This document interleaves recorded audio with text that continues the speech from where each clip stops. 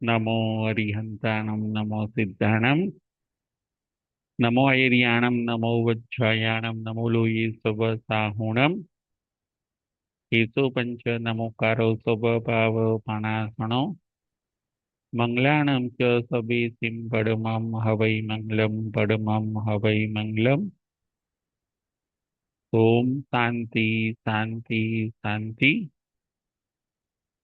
श्रमण भगवान महावीर स्वामी ना चरण कमल में तथा सद्गुरुदेवना चरण कमल में उपकारी सर्व संत सतीजीना चरण कमल में अपना सौना भावपूर्वक अविराम कोटि कोटि वंदन।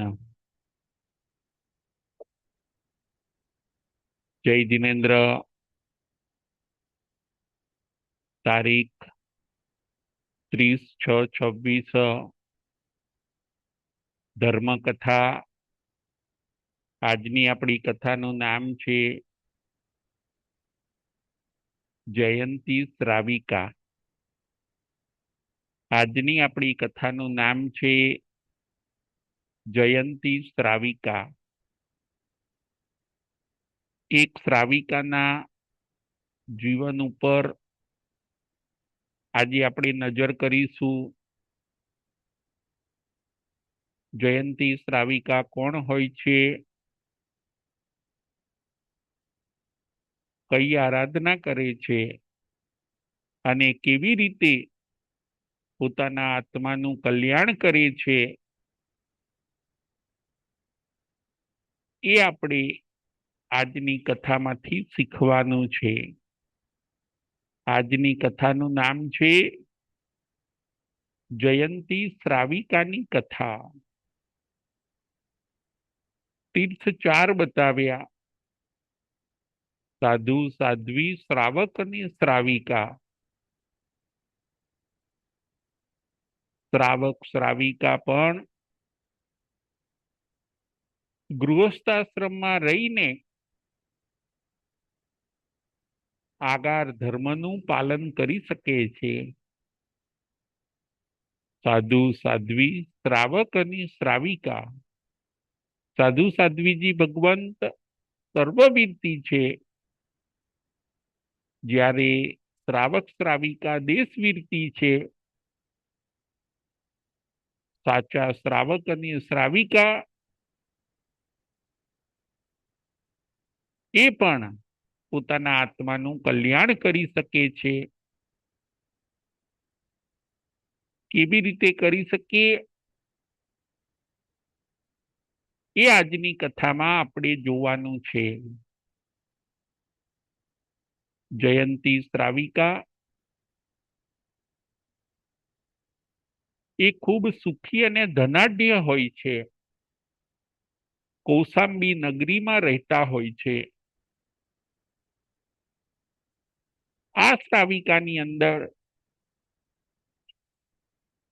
ઘણા બધા ગુણો હોય છે। આ શ્રાવિકા રોજ સવારે સાધુ સાધ્વીજી ભગવંતને આજ્ઞા આપવા જતા હોય છે। સાધુ સાધ્વીજી ભગવંતને રોજ સવારે જઈને પાટ પાટલા પાઢિયારું વગેરેની આજ્ઞા આપતા હોય છે। સૈયાતર બનીને એ લાભ લેતા હોય છે। સાધુ સાધ્વીજીએ રોજ પોતે જે જગ્યાએ ઉતર્યા હોય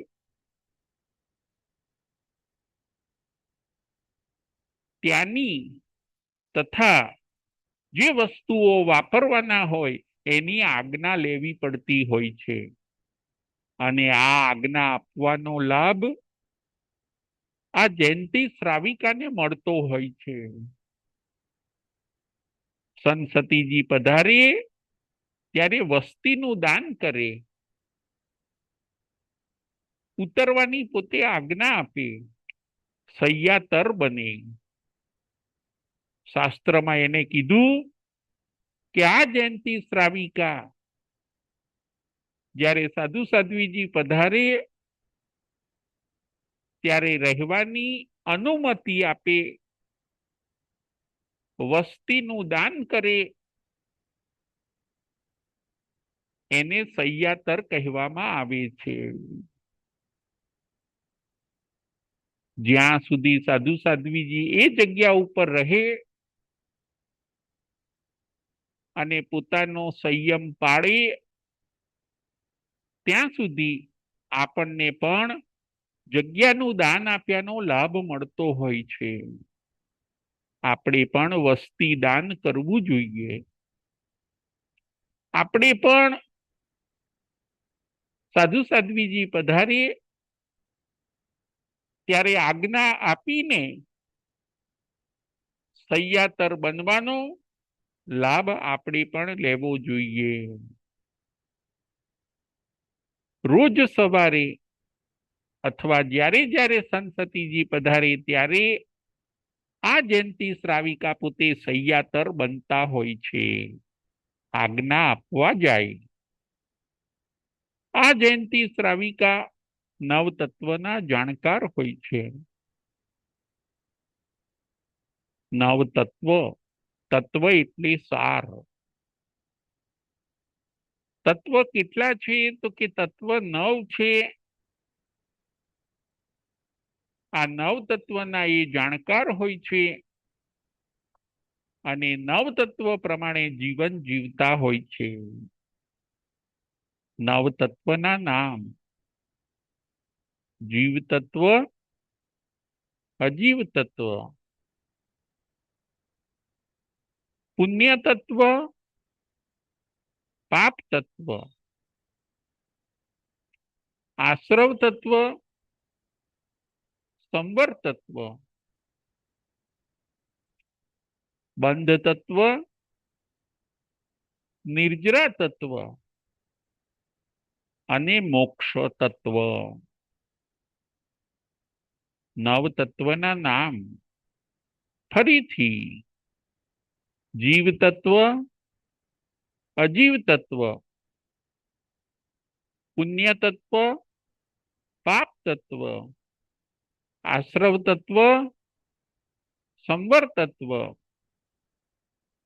બંધ તત્વ, નિર્જરા તત્વ અને છેલ્લું 9મું મોક્ષ તત્વ. નવ તત્વનું જ્ઞાન. જયંતી શ્રાવિકાને આ નવ તત્વનું જ્ઞાન સચોટ હોય છે. નવ તત્વ ઉપર જયંતી શ્રાવિકાને પાકી શ્રદ્ધા હોય છે. નવ તત્વ એટલે આગમોનો સાર.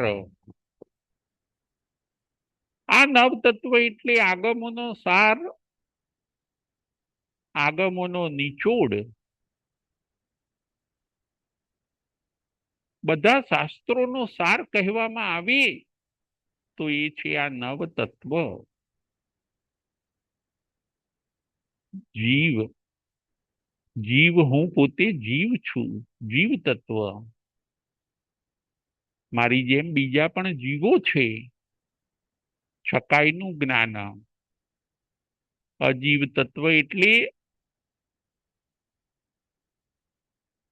જે જડ વસ્તુ દેખાય છે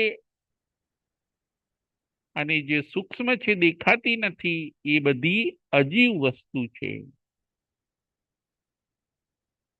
અજીવ જીવની દયા પાડવાની છે અને અજીવનો અજીવ ઉપરથી મોહ ઉતારવાનો છે.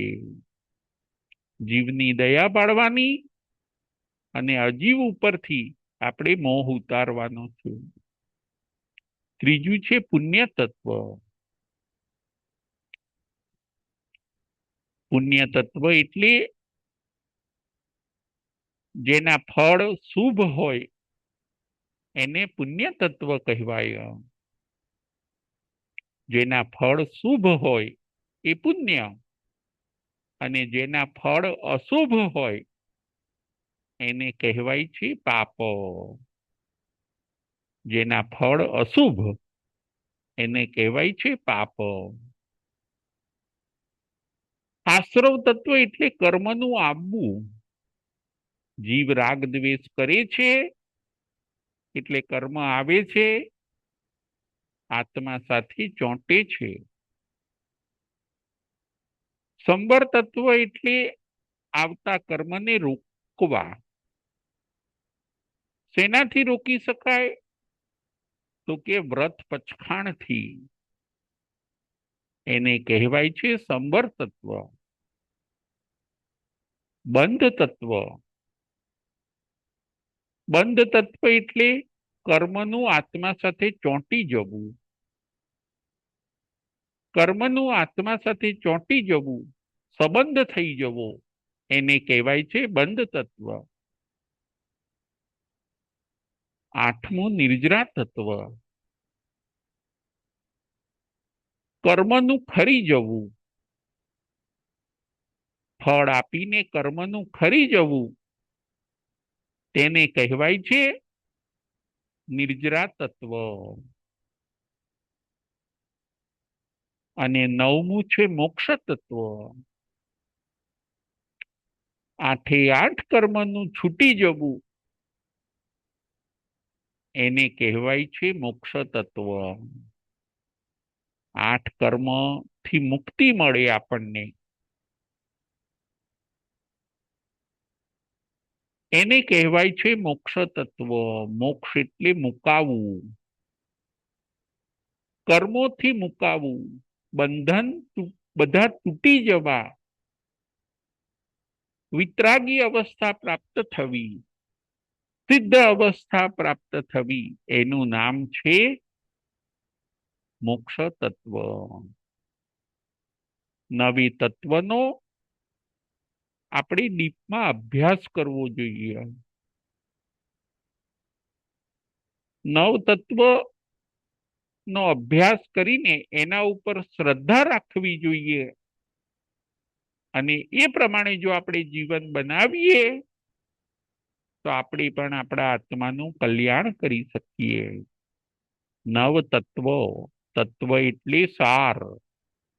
તત્વ એટલે ક્રીમ. તત્વ એટલે નિચોડ. શાસ્ત્રોનો સાર એટલે નવ તત્વ. બસ આ નવ તત્વનું તમે ઊંડું ચિંતન કરો અને એને જીવનમાં ઉતારો, ઓટોમેટિક કલ્યાણ થઈ જશે. જયંતિ શ્રાવિકાને આ નવ તત્વનું જ્ઞાન હોય છે. એ પોતે પાક્કા શ્રાવિકા હોય છે. અને એકવાર એવું બને છે, 24મા તીર્થંકર પ્રભુ મહાવીર સ્વામી કૌશાંબી નગરીમાં પધારે છે. રાજા મહારાજાઓ રાણીઓ બધા દર્શન કરવા માટે જાય છે. જયંતિ શ્રાવિકા પણ દર્શન કરવા માટે જાય છે. સમવસરણ રચાયું છે. પરમાત્મા આજે દેશના આપવાના છે. રાજા મહારાજાઓ, શ્રેષ્ઠીઓ, શ્રીમંતો, સાહુકારો, શ્રોતાઓ, શ્રાવક અને શ્રાવિકા, દેવ અને દેવીઓ, તિર્યંચ અને તિર્યંચાણીઓ, મનુષ્ય અને મનુષ્યાણીઓ પરમાત્માની દેશના સાંભળવા માટે આવે છે. જયંતિ શ્રાવિકા પણ ખૂબ સુખી સમૃદ્ધ છે. ઠાઠ સાથે પરમાત્માને સાંભળવા માટે જાય છે. પ્રભુ વંદન અને ગુરુ વંદન. નસીબદાર હોય, ભાગ્યશાળી હોય, એને પ્રભુ વંદનનો અને ગુરુ વંદનનો લાભ મળે છે. આપણે પણ પ્રભુ વંદન અને ગુરુ વંદન કરવા જોઈએ. એક પણ દિવસ આપણો ગુરુ વંદન વગરનો ન જવો જોઈએ. રોજ ઉપાશ્રય જઈને આપણે આપણા ગુરુ ભગવંતોને વંદન કરવા જોઈએ, સુખ સાતા પૂછવી જોઈએ, માંગલિક સાંભળીને પછી આપણે આપણા દિવસની શરૂઆત કરવી જોઈએ. પ્રભુ વંદન અને ગુરુ વંદન. ગુરુ વંદન કરવા આપણે જઈએ કે પ્રભુ વંદન કરવા માટે આપણે જઈએ ત્યારે આપણે 5 અભિગમ સાચવવા જોઈએ. 5 અભિગમ. સીધે સીધા આપણે ગુરુ પાસે જતા રહીએ એ થોડું રોંગ છે. ફરીથી સીધે સીધા આપણે ગુરુ પાસે જતા રહીએ એ થોડી અવિધિ છે. વિધિપૂર્વક આપણે ગુરુ પાસે જવું જોઈએ, વંદન નમસ્કાર કરીને પુણ્ય બાંધવું જોઈએ, પાપ કર્મની નિજરા કરવી જોઈએ. પ્રભુ વંદન અને ગુરુ વંદન. પરમાત્માના દર્શન.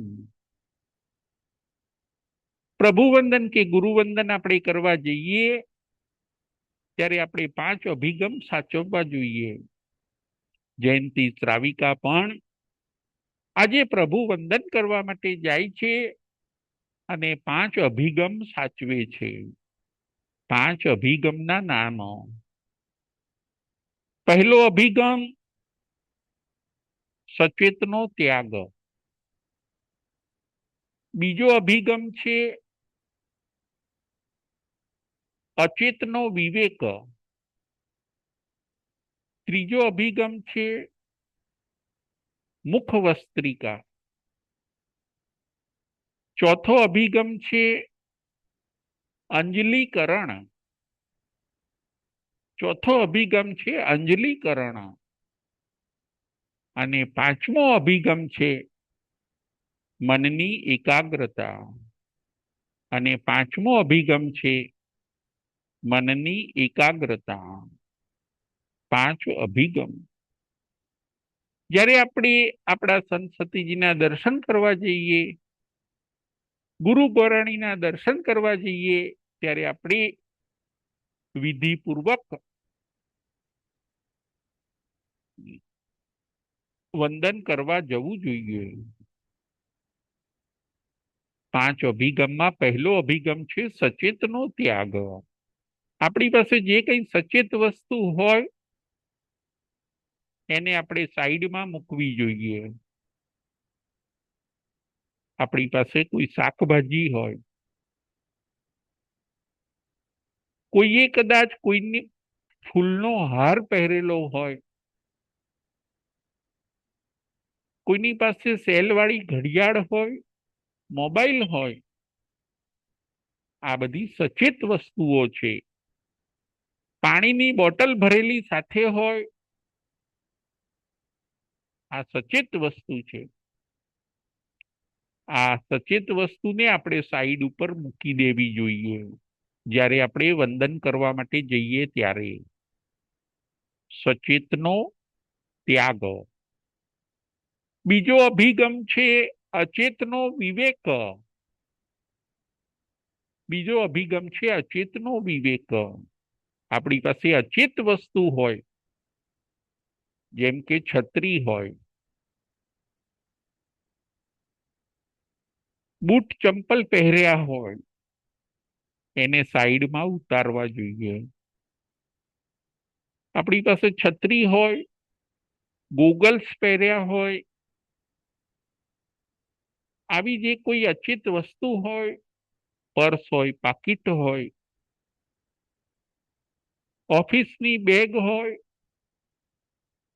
આ અચેત વસ્તુઓ એને સાઈડમાં મૂકીને પછી આપણે ગુરુવંદન કરવા જોઈએ. સચેતનો ત્યાગ અને અચેતનો વિવેક. ત્રીજો અભિગમ છે મુખ વસ્ત્રિકા. ઉપાશ્રયમાં પ્રવેશ કરતા મુખ ઉપર મુખ વસ્ત્રિકા બાંધવી જોઈએ. ગુરુ સાથે ઉઘાડા મોઢે મુખે બોલાય નહીં. ગુરુ સાથે ઉઘાડા મોઢે બોલાય નહીં.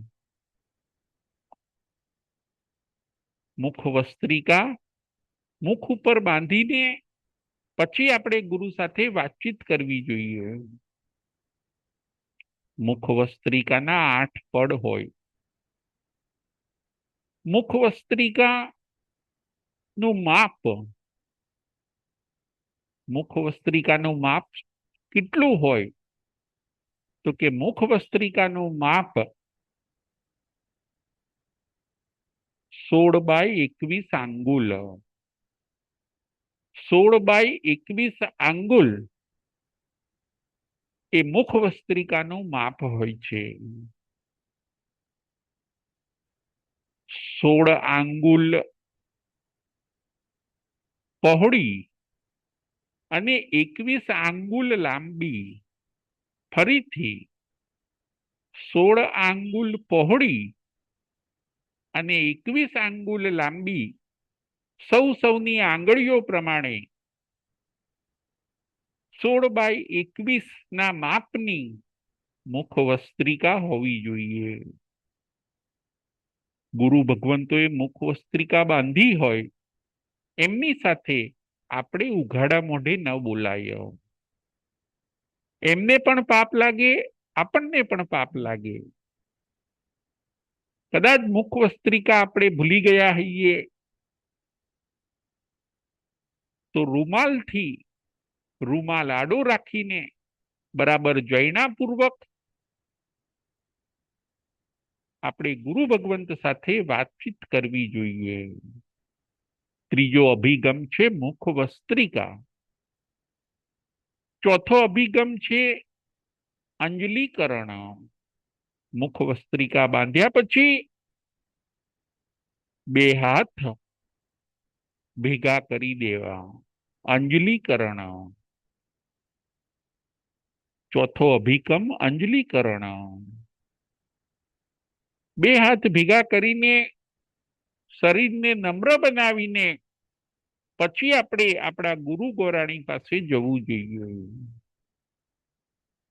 ચોથો અભિગમ છે અંજલિકરણ. જ્યાં સુધી આપણે એમની સાથે વાતચીત કરીએ ત્યાં સુધી આપણે 2 હાથને ભેગા કરેલા રાખવા જોઈએ. એમને જ્યારથી આપણે જોઈએ ઉપાશ્રયમાં પ્રવેશ કર્યો અને જ્યારથી આપણે એમને જોઈએ ત્યારથી 2 હાથ આપણા ભેગા કરેલા હોવા જોઈએ. આને કહેવાય છે અંજલિકરણ. અને 5મો અભિગમ છે મનની એકાગ્રતા.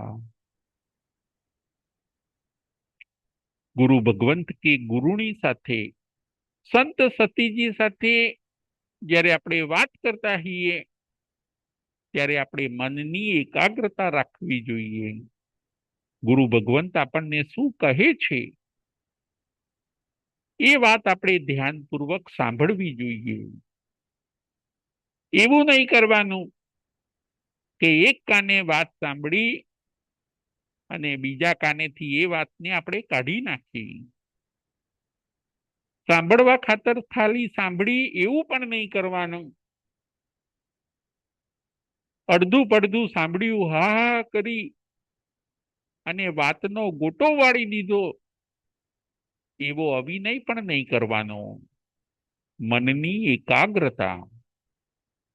ગુરુ જ્યારે શિખામણ આપતા હોય, હિત શિક્ષા આપતા હોય, પ્રવચન કરતા હોય ત્યારે આપણે આપણા મનની એકાગ્રતા ત્યાં રાખવાની.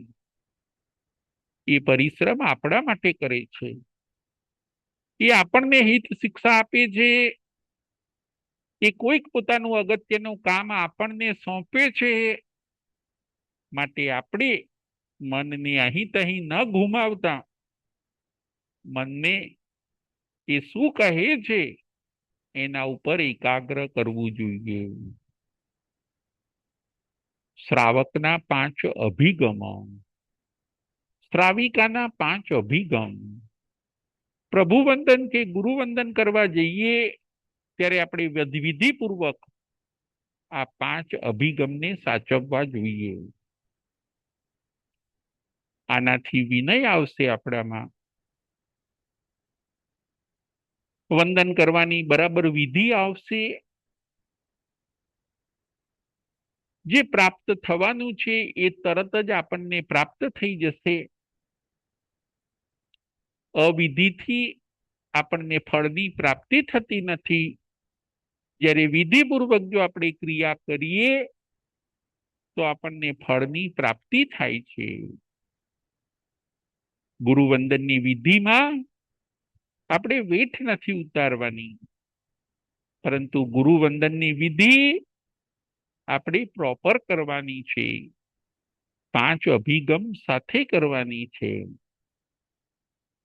ઉપાશ્રયમાં જઈએ ત્યારે નિસીહી બોલવાનું છે. અને જ્યારે આપણે ઉપાશ્રયની બહાર નીકળીએ ત્યારે આપણે આવસહી 3 વાર બોલવાનું છે. જેટલા આપણે શિસ્તથી કરીશું, જેટલી ક્રિયા આપણે ગંભીરતાથી કરીશું, એટલું આપણને ફળ ઊંચું મળે છે, એટલું ફળ આપણને ઉત્તમ મળે છે. જ્ઞાન, દર્શન, ચારિત્ર ને તપની આપણને પ્રાપ્તિ થાય છે. જયંતી શ્રાવિકા પણ 5 અભિગમ સાચવે છે. પરમાત્મા ભગવાન મહાવીર સ્વામી પાસે જાય છે, 5 અભિગમ સાચવે છે. પ્રભુની દેશના સાંભળે છે. પ્રભુએ દેશના આપી, ભગવાન મહાવીર સ્વામીએ દેશના આપી. ભગવાનની દેશનામાં સૌ ભીંજાયા. ભગવાનની દેશનામાં ભલભલા આત્માઓ બોધ પામી જાય છે. ભગવાનની દેશના જ એવી હોય છે જે આમૂલ પરિવર્તન કરાવે, નાસ્તિકને આસ્તિક બનાવી દે, પાપીને પુણ્ય કરતો બનાવી દે, અધર્મીને ધર્મી બનાવી દે. એવા અતિશયો વાળી ભગવાનની વાણી હોય છે. બધા સાંભળે છે. જયંતી શ્રાવિકા પણ સાંભળે છે. દેશના પૂર્ણ થતા સૌના સ્થાને સૌ ગયા. દેશના પૂરી થઈ ગઈ, સૌના સ્થાને સૌ ગયા. જયંતી શ્રાવિકા હજી બેઠા છે. જયંતી શ્રાવિકાને કઈ જિજ્ઞાસા છે. જયંતી શ્રાવિકાને હજી કંઈક પ્રશ્ન પૂછવાના ભાવ છે. એટલે જયંતી શ્રાવિકા હજી ભગવાનની સન્મુખ બેઠા છે. બધા માણસો ગયા પછી જયંતી શ્રાવિકા ભગવાન મહાવીર સ્વામીને આદક્ષિણા પ્રદક્ષિણા આપીને પ્રભુને વંદન કરીને પૂછે છે કે હે પ્રભુ, મને અમુક જિજ્ઞાસા છે, કૃપા કરીને મારા પ્રશ્નોના તમે ઉત્તર આપો. ભગવાન મૌન સંમતિ આપે છે. જયંતી શ્રાવિકા પ્રશ્નો પૂછે છે. જયંતી શ્રાવિકા ભગવાન મહાવીર સ્વામીને પ્રશ્નો પૂછે છે.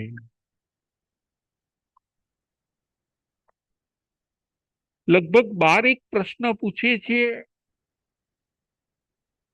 એમાંથી આજે આપણે 2 પ્રશ્ન અને એના જવાબ ઉપર વિચાર કરવાનો છે. 2 પ્રશ્ન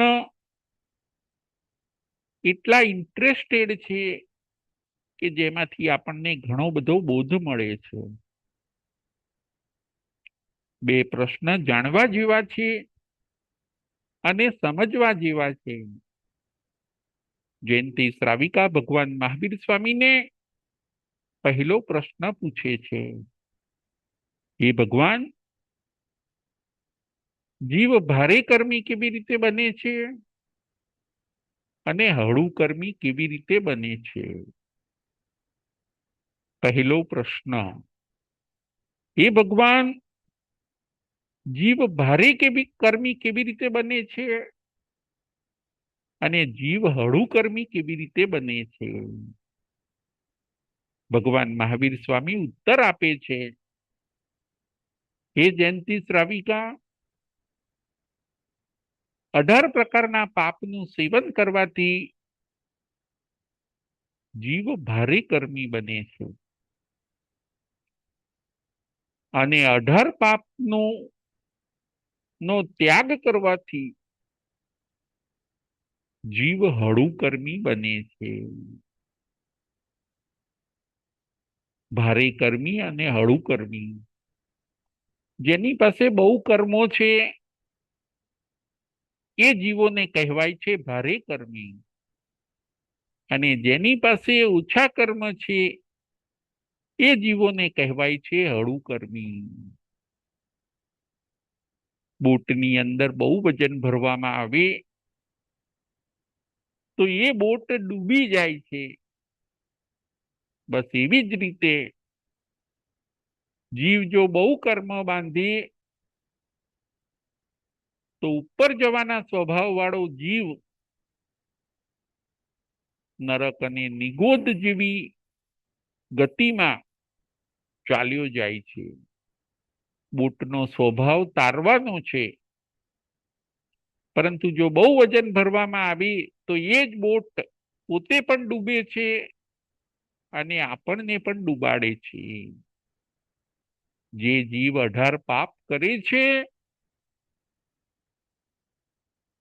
એ ભારે કર્મી બને છે, અને જે જીવ 18 પાપનો ત્યાગ કરે છે એ હળુ કર્મી બને છે. હળુ કર્મી એટલે ઓછા કર્મ વાળો જીવ. જેમ બોટમાંથી ભાર ઓછો થઈ જાય, બોટ ડૂબી ગઈ હોય પણ જો બોટમાંથી ભાર ઓછો થઈ જાય પછી એ લાકડાની બોટ ધીરે ધીરે ઉપર આવી જાય છે. બસ એવી જ રીતે જે આત્મા હળુ કર્મી હોય છે, ઓછા કર્મ વાળો હોય છે, એ ધીરે ધીરે ઉપર આવે છે, સારા કુળમાં જન્મે છે, એને દેવગુરુ ધર્મ મળે છે, દીક્ષા લે છે, દીક્ષા પાળે છે, સામાયિક કરે છે, પરોપકાર કરે છે, એ બધા છે હળુ કર્મી જીવ. 18 પાપ કરવાથી ભારે કર્મી બને અને 18 પાપનો ત્યાગ કરવાથી જીવ હળુ કર્મી બને છે. આપણે પણ 18 પાપનો ત્યાગ કરવાનો છે. જ્ઞાનની મોટી મોટી વાતો કરીએ, આપણી પાસે બુદ્ધિ ઘણી છે, એ બુદ્ધિના વખાણ થાય એવા કામો કરીએ, પરંતુ જો આપણે પાપનો ત્યાગ કરતા નથી તો એ આપણી મોટી ભૂલ છે. પાપ ન થવું જોઈએ. આજે આપણે એ સમજવાનું છે. પાપના 18 પ્રકારો. પહેલે પ્રાણાતિપાત, બીજે મૂષાવાદ, ત્રીજે અદત્તદાન, ચોથે મૈથુન, પાંચમે પરિગ્રહ, છઠ્ઠે ક્રોધ, સાતમે માન, આઠમે માયા, નવમે લોભ, દસમે રાગ, 11મે દ્વેષ, 12મે કલહ, 13મે અભ્યાખ્યાન, 14મે પૈશુન્ય, 15મે રઈ અરઈ, 16મે માયામોસો, 17મે માયામોસો અને 18મે મિથ્યા દંસણ સલ્લ અને 18મે મિથ્યા દર્શન શલ્ય. 18 પાપસ્થાના. જ્ઞાન ઓછું હશે તો ચાલશે, પરંતુ પાપનો ત્યાગ જીવનની અંદર જોઈશે. પાપ ન કરો, કદાચ કરવું પડે તો ઓછું કરો, અને એ ઓછું કરો એ પણ ભાવ વગર કરો, અને એ પણ જે પાપ કર્યું એનું પ્રતિક્રમણ કરો. ફરીથી પાપ બને ત્યાં સુધી કરો જ નહીં. કદાચ કરવું પડે તો ઓછું કરો, એ પણ ભાવ વગર કરો, અને એનું પણ પ્રતિક્રમણ કરો. પાપની સજા ભારે. પાપ દુર્ગતિના દરવાજા ખોલી નાખે છે. ફરીથી પાપ દુર્ગતિના અને દુઃખના દરવાજા ખોલી નાખે છે. આપણે જ પાપના દરવાજા ખોલ્યા. પાપે દુર્ગતિના અને દુઃખના દરવાજા ખોલી નાખ્યા. ફરીથી આપણે જો પાપના દરવાજા ખોલીશું તો એ પાપ પછી દુઃખના અને દુર્ગતિના દરવાજા ખોલી નાખે છે. પછી જીવ બૂમો પાડે છે, મને આ દુઃખ ક્યાંથી આવ્યું? મારા માથે તો દુઃખના ડુંગર તૂટી પડ્યા. તૂટી જ પડે ને, પાપ કરવામાં તે માપ ન રાખ્યું. પાપ તે હોંશે હોંશે કર્યું, તો હવે તું હોંશે હોંશે ભોગવ. ફરીથી પાપ તે હોંશે હોંશે કર્યું, હવે હોંશે હોંશે ભોગવ. જીવનો સ્વભાવ કેવો વિચિત્ર છે. પાપ કરે છે હોંશે હોંશે, અને ભોગવે છે રડતા રડતા. ફરીથી જીવનો સ્વભાવ કેવો છે? પાપ કરે છે હોંશે હોંશે, અને ભોગવે છે રડતા રડતા. ભગવાન આપણને રેડ સિગ્નલ બતાવે છે. પાપ દુઃખ અને દુર્ગતિ આપે છે, માટે તમે થોડું પણ પાપ ન કરશો. 18 પાપથી દૂર રહો. પ્રાણાતિપાત એટલે હિંસા. મૃષાવાદ એટલે જુઠ્ઠું બોલવું. અદત્તા દાન એટલે ચોરી. મૈથુન એટલે અબ્રહ્મ. પરિગ્રહ એટલે જરૂર કરતા વધારે ભેગું કરવું. ક્રોધ કરવો, માન અભિમાન રાખવું, કપટ કરવું, લોભ કરવો, હજુ વધારે, રાગ કરવો, દ્વેષ કરવો, કોઈના ઉપર અભ્યાખ્યાન એટલે કે આરોપ મૂકવો, એ પણ પાપ છે. કોઈની ચાડી ચુગલી કરવી, કોઈની નિંદા કરવી, અધર્મને ગમાડવું, ધર્મને ન ગમાડવું, કપટ સાથે જૂઠ બોલવું, અને છેલ્લું પાપ બતાવ્યું મિથ્યાત્વ, એટલે ખોટા દેવ ગુરુ ધર્મને માનવા. રાઈટ ને રોંગ માનવું અને રોંગ ને રાઈટ માનવું, એ છે 18મું મિથ્યાત્વ પાપ. 18 પ્રકારના પાપમાં સૌથી મોટું પાપ મિથ્યાત્વનું છે. મિથ્યાત્વી માણસ ખોટા દેવગુરુ ધર્મને માને છે, ખોટાને સાચું માને છે અને સાચાને ખોટું માને છે. એની માન્યતા ઊંધી હોય છે, એટલે એ પછી કાર્યો પણ ઊંધા કરે છે. ધર્મને અધર્મ માને છે, અધર્મને ધર્મ માને છે.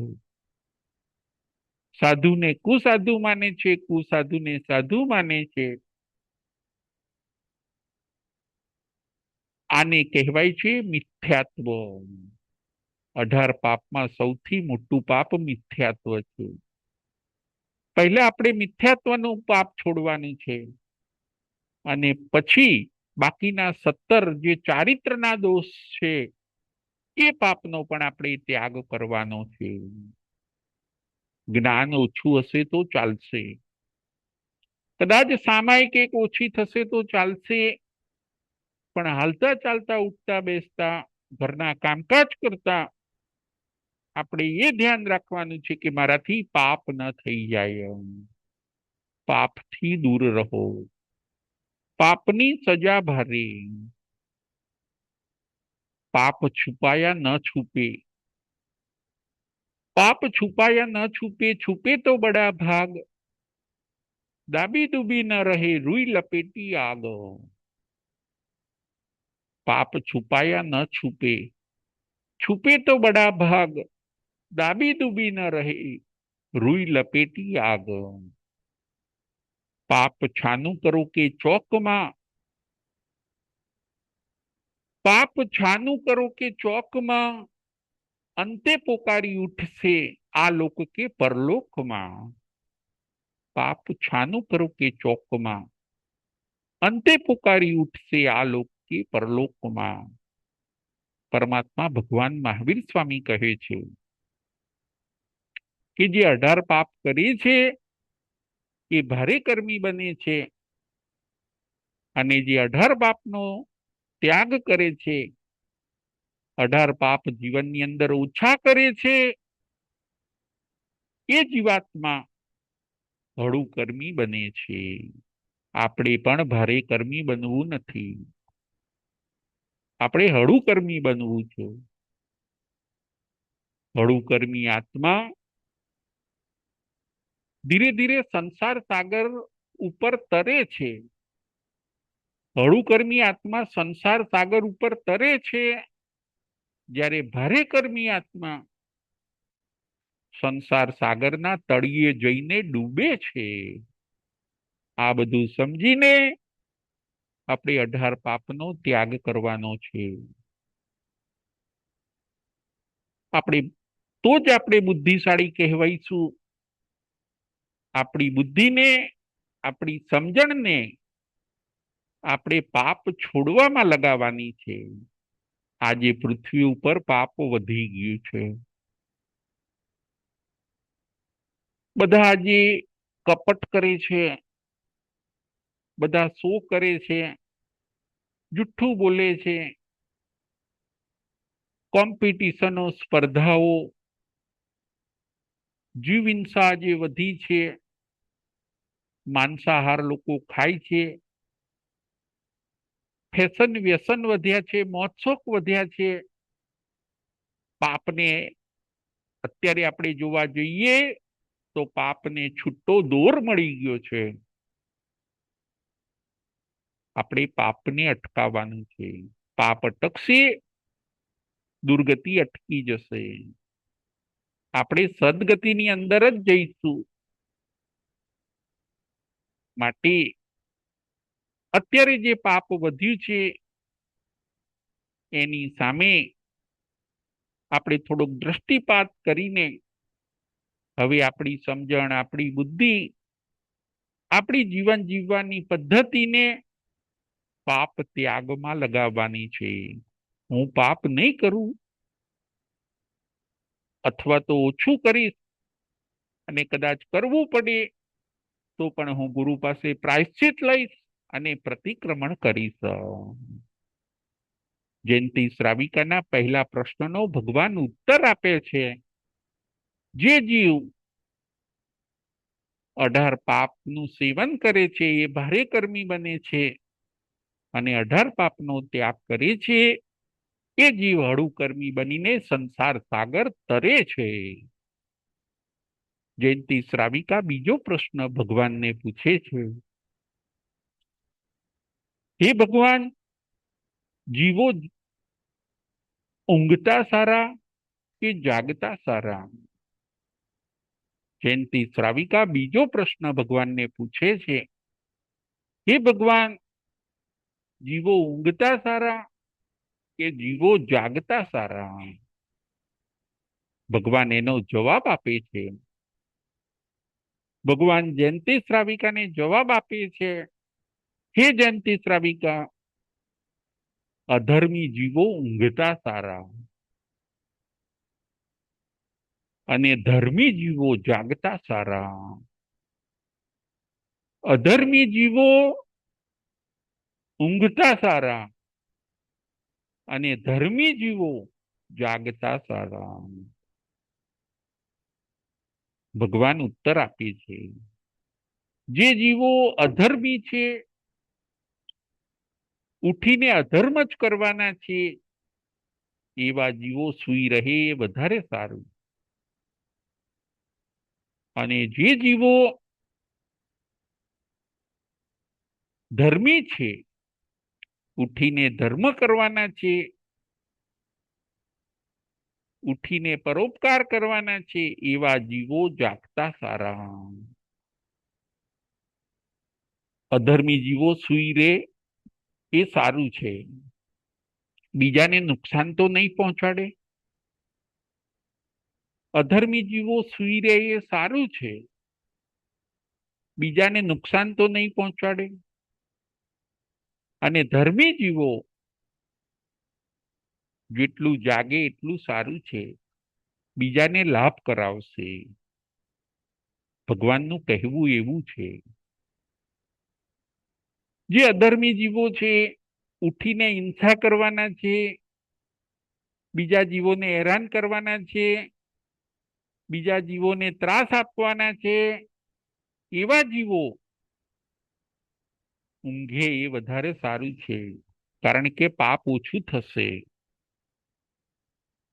અને જે જીવો ધર્મી છે, ઉઠીને સામાયિક કરવાના છે, ઉઠીને વડીલોની સેવા કરવાના છે, ઉઠીને કોઈને મદદ કરવાના છે, ઉઠીને દાન કરવાના છે, ભગવાનનું નામ લેવાના છે, એવા જીવો જાગતા સારા. જે પ્રમાદી જીવો છે, એ જીવો ઊંઘતા સારા અને જે અપ્રમાદી છે, એ જીવો જાગતા સારા. આ પ્રશ્નના જવાબમાં ભગવાન એમ કહે છે કે જે ખોટું કરવાના છે, એ સૂઈ રહે એ વધારે સારું, અને જે ઉઠીને સારું કરવાના છે, એવા જીવો વહેલા ઉઠે મોડા સૂવે એ વધારે સારું છે. પ્રમાદને અલવિદા. આજે આપણે 2 પોઈન્ટ ઉપર વિચાર કર્યો. આજે આપણે 2 પોઈન્ટ ઉપર વિચાર કર્યો. 2 પ્રશ્નના 2 પોઈન્ટો. પહેલો પોઈન્ટ પાપનો ત્યાગ. પહેલો પોઈન્ટ પાપનો ત્યાગ અને બીજો પોઈન્ટ પ્રમાદનો ત્યાગ. બીજો પોઈન્ટ છે પ્રમાદનો ત્યાગ. આપણે આ 2 વસ્તુ કરવાની છે, પાપનો ત્યાગ અને પ્રમાદનો ત્યાગ. સારા માણસો સૂઈ રહે એ પોસાય નહીં, ધર્મી માણસો પ્રમાદ કરે એ પોસાય નહીં. એમણે તો બીજા જીવોને જગાડવાના છે. ધર્મી જીવોએ તો બીજા જીવોને જ્ઞાન આપવાનું છે. એ તો જેટલા સત્કાર્યોમાં જોડાય એટલું વધારે સારું છે. 2 પોઈન્ટ ઉપર આજે આપણે વિચાર કર્યો, એક પાપનો ત્યાગ અને પ્રમાદનો ત્યાગ. જયંતી શ્રાવિકાના 2 પ્રશ્ન. ભગવાને કેવા સરસ અદ્ભુત જવાબ આપ્યા. પહેલા પ્રશ્નમાં પ્રમાદનો ત્યાગ કરવા, પાપનો ત્યાગ કરવાનું ભગવાન કહે છે, અને બીજા પ્રશ્નની ના જવાબમાં ઊંઘનો ત્યાગ કરીને પ્રમાદનો ત્યાગ કરવાનું પરમાત્મા આપણને બતાવે છે. જયંતી શ્રાવિકાની કથા. આ જયંતી શ્રાવિકાની કથા ભગવતી સૂત્રમાં આવે છે. પાંચમું આગમ ભગવતી સૂત્ર. એ ભગવતી સૂત્ર ની અંદર આ જયંતી શ્રાવિકાની કથા આવે છે. જયંતી શ્રાવિકાની જિજ્ઞાસુનું સમાધાન થયું. જયંતી શ્રાવિકા પોતાના જીવનમાં પરિવર્તન ખૂબ લાવે છે. પરમાત્મા પાસેથી એમણે જ્ઞાન લીધું, એ પ્રમાણે પોતાના જીવનને બનાવે છે. અંતિમ સમયે ભગવાન મહાવીર સ્વામી પાસે જયંતી શ્રાવિકા દીક્ષા લે છે. ભાગવતી દીક્ષા અંગીકાર કરે છે. તપ જપ ધ્યાન અને મૌનમાં જોડાય છે. સકલ કર્મનો ક્ષય કરીને આ જયંતી શ્રાવિકા પોતે કેવળ જ્ઞાન કેવળ દર્શન પ્રાપ્ત કરીને મોક્ષમાં પધારે છે. જુઓ કેવું પરિવર્તન. પાપનો ત્યાગ કર્યો, પ્રમાદનો ત્યાગ કર્યો, મોક્ષ ઓટોમેટિક આવી ગયો. જયંતી શ્રાવિકાની કથામાંથી આપણે આ શીખવાનું છે. પાપનો ત્યાગ અને પ્રમાદનો ત્યાગ. અત્યારે આપણું જીવન ગળા ડૂબ પાપમાં છે અને પ્રમાદમાં છે. બસ પાપ અને પ્રમાદનો ત્યાગ કરીને આપણે જો આપણા અંતરાત્માને જગાડીશું તો ચોક્કસ આપણે પણ જયંતી શ્રાવિકાની જેમ આત્માનું કલ્યાણ કરી શકીશું. નવતત્વનું જ્ઞાન અને 18 પાપનો ત્યાગ. જયંતી શ્રાવિકાએ શું કર્યું? નવતત્વનું જ્ઞાન અને 18 પાપનો ત્યાગ. આપણે પણ આપણા જીવનમાં નવતત્વનું જ્ઞાન પ્રાપ્ત કરવાનું છે, 18 પાપનો ત્યાગ કરવાનો છે અને આપણા આત્માનું કલ્યાણ કરવાનું છે. આજની આપણી કથા હતી જયંતી શ્રાવિકાની કથા.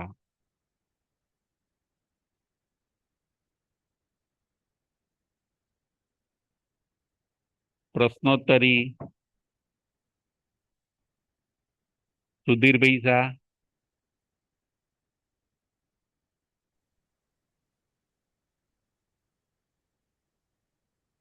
સુધીરભાઈ શાહ, કઈ પૂછવું છે? સુધીરભાઈ કઈ પૂછવું છે? જય જીનેન્દ્ર. જય જીનેન્દ્ર. કુગુરુ, કુધર્મ, કુદેવ તમે જે વાત કરી એમાં આપણે કેવી રીતે પરખ કરવાનું કે કુ ગુરુ છે? બરાબર છે. હવે શું થાય કે કુદેવ અત્યારના રાજુભાઈ એવું થાય છે કે જે આપણા જે જૈનના આચાર વિચાર હોય એ પ્રમાણે વર્તતા ન હોય છતાં એ ગુરુને આપણે ગુરુ માનીએ તો એ ખોટું ન કહેવાય? બરાબર છે. જો કાળ પ્રમાણે છે ને થોડું ઓછું વધતું હોવાનું સુધીરભાઈ, પરંતુ એમની પાસે સમ્યક દર્શન હોય, પછી પાપનો ત્યાગ હોય, અને 5 મહાવ્રત પાડતા હોય પોતે. 5 વ્રતમાં તો એવું થાય કે અત્યારે ભૌતિકવાદમાં એટલા બધા આગળ વધી ગયા હોય હા કે એ ગાડીમાં ફરતા હોય, બરાબર છે, લાઈટ, માઇક, પંખા, એસી એ બધું વાપરતા હોય તો એને આપણે જૈન ગુરુ કેવી રીતે કહી શકીએ? બરાબર છે, બરાબર છે.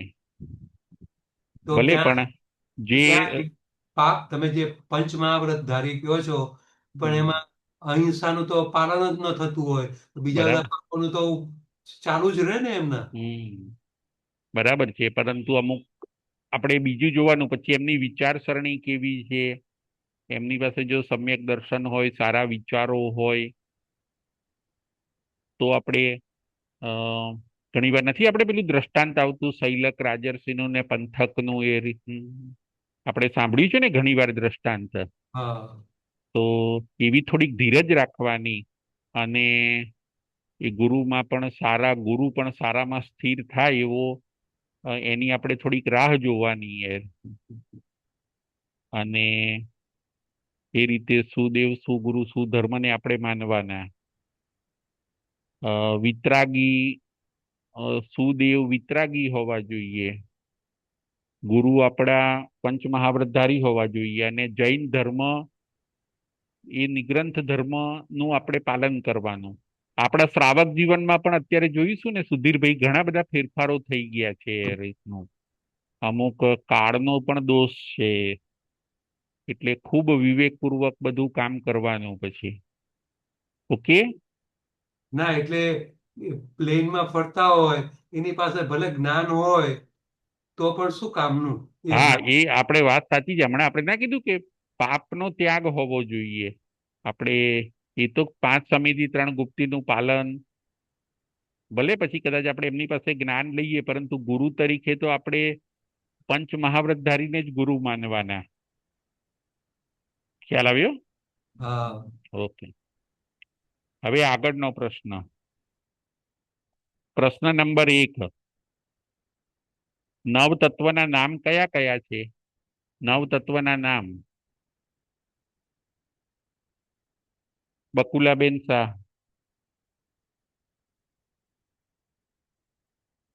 નવ તત્વના નામ. જય જિનેન્દ્ર ગુરુજી. જય જિનેન્દ્ર. શાતામાં હા. નવ તત્વના નામ: જીવ, અજીવ, પાપ, પુણ્ય, આશ્રવ, નિદ્રા, સંવર, બંધ અને મોક્ષ. બહુ સરસ, બહુ સરસ. હવે પ્રશ્ન નંબર 2. જયંતિ શ્રાવિકા રોજ સાધુ સાધ્વીજી પાસે જઈને શું આપતા હતા? જયંતિ શ્રાવિકા રોજ સવારે અથવા તો સાધુ સાધ્વીજી પધારે ત્યારે શું આપવા માટે જતા હતા? હેતલબેન.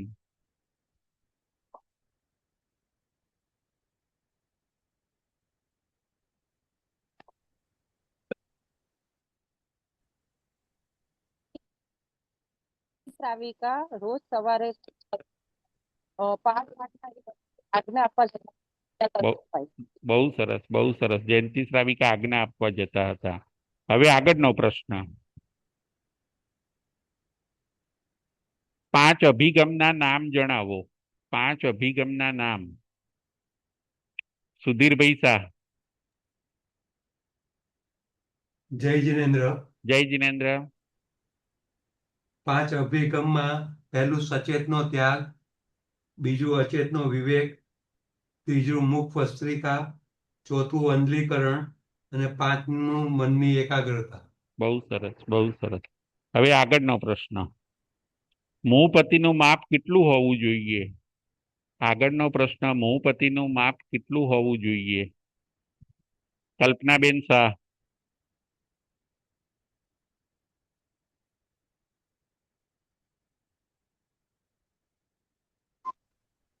જય જિનેન્દ્ર. જય જિનેન્દ્ર. મોહપતિનું માપ 16 આંગુળ પહોળી અને 21 આંગુળ લાંબી 8 પડ વાળી મોહપતિ હોવી જોઈએ. બહુ સરસ, બહુ સરસ. હવે આગળનો પ્રશ્ન. જયંતિ શ્રાવિકા પહેલો પ્રશ્ન ભગવાનને કયો પૂછે છે અને ભગવાન તેનો શું જવાબ આપે છે? મયુરીબેન શાહ.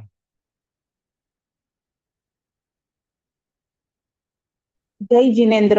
જય જિનેન્દ્ર. જયંતિ શ્રાવિકા પહેલો પ્રશ્ન પ્રભુને એ કરે છે કે પ્રભુ, જીવ ભારે કર્મી કેવી રીતે બને અને જીવ હળુ કર્મી કેવી રીતે બને છે? અને એનો પ્રત્યુત્તર એ છે કે 18 પ્રકારના પાપનું સેવન કરવાથી જીવ ભારે કર્મી બને અને 18 પાપનો ત્યાગ કરવાથી જીવ હળુ કર્મી બને છે. બહુ સરસ, બહુ સરસ. Thank you. હવે આગળનો પ્રશ્ન. જયંતિ શ્રાવિકા બીજો પ્રશ્ન ભગવાનને કયો પૂછે છે અને ભગવાન તેનો શું જવાબ આપે છે? હેતલબેન.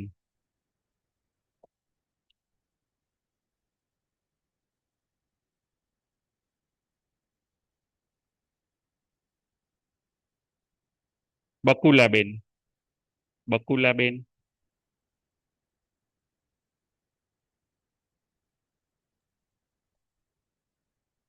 બકુલાબેન.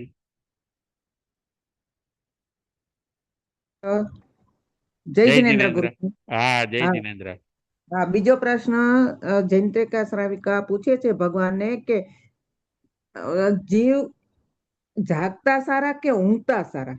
બરાબર. ત્યારે એનો જવાબ ભગવાન આપે છે કે અધર્મી જીવ ઊંઘતા સારા અને ધર્મી જીવ જાગતા સારા. બહુ અધર્મી જીવમાં પ્રમાદ વધારે હોય, પ્રમાદી હોય, અને સારા એટલે જે ધર્મી જીવો છે એ અપ્રમાદી હોય છે. એ બીજાને નુકસાન નથી કરતા, જ્યારે પ્રમાદી જીવો બીજાને જાગે તો નુકસાન કરે. જ્યારે ધર્મી જીવો બીજાને નુકસાન ન કરે પણ પોતે સારા કર્મ કરે, સામાયિક ને બધું કરે, ઉઠીને બીજાને મદદરૂપ થાય. માટે જીવ ઊંઘતા સારા કે જાગતા સારા? એમાં જાગતા સારા જીવ કરતા ઊંઘતા સારા જીવ નથી સારા એમ. બરાબર છે. અધર્મી જીવો ઊંઘતા હા, સારા અને હા, ધર્મી જીવો, જે ધર્મી જીવો છે એ એ જાગતા. જાગતા સારા. બહુ સરસ, બહુ સરસ, થેન્ક યુ. હવે આગળ કયા 2 પોઈન્ટ ઉપર આજે આપણે વિચાર કર્યો? આજે આપણે કયા 2 પોઈન્ટ ઉપર વિચાર કર્યો? મયુરીબેન. પહેલો પોઈન્ટ છે પાપનો ત્યાગ અને બીજો છે પ્રમાદનો ત્યાગ. બહુ સરસ, બહુ સરસ.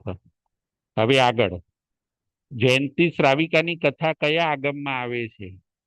જયંતી શ્રાવિકાની કથા કયા આગમમાં આવે છે?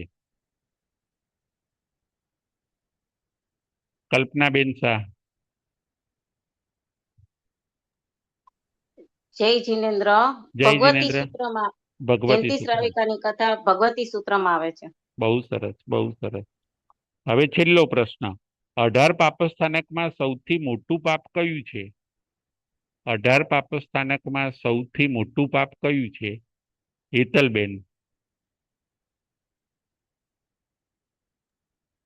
જય જિનેન્દ્ર. જય 18 જિનેન્દ્ર. પાપસ્થાનમાં સૌથી મોટું પાપ મિચ્છા દર્શન શલ્ય છે, બહુ એટલે સરસ. કે મિથ્યાત્વ. મિથ્યાત્વ. જય બરાબર છે. જિનેન્દ્ર. જય જિનેન્દ્ર. જય જિનેન્દ્ર. જય મહાવીર.